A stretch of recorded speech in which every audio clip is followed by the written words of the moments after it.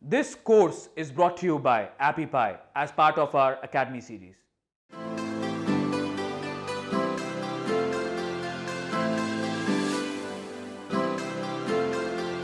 So this is going to be another case study of ASO for apps of the students of this course. And the volunteer here is Knappily.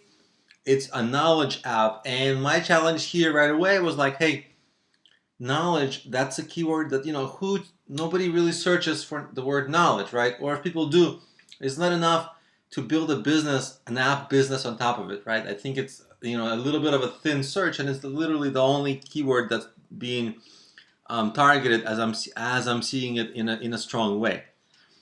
So I see other keywords like politics, sports, business, but the problem is that you'll never rank for those keywords because those in themselves are so crowded that it will be really, really difficult to rank for those keywords. Now I see the idea of ranking for these keywords, maybe the how, why, when, where, because it's kind of a Q&A app, but also again, it's really hard to rank for stuff like that. And I see this being repeated, so maybe they are, you are trying to rank for them.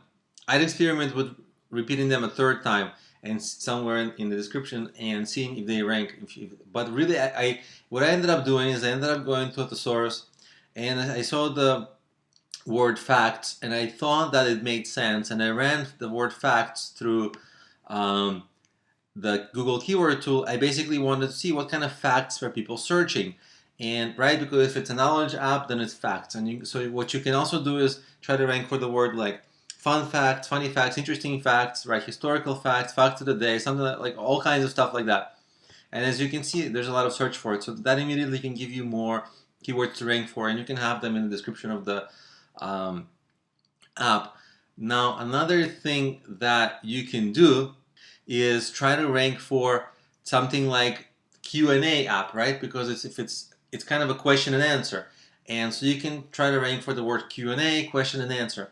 Another kind of a keyword you can rank for, because there's a really big Q&A site, it's called Quora, right? Quora, and I'll show you Quora, this app right here. And these guys, they are a Q&A website, right? So you can actually pick out some of the keywords that they have. They're actually really thin on the keywords, which is funny. But you can try, my point is, you can try to rank for the word Quora. So you can say something in your description, you are like Quora or whatever Quora.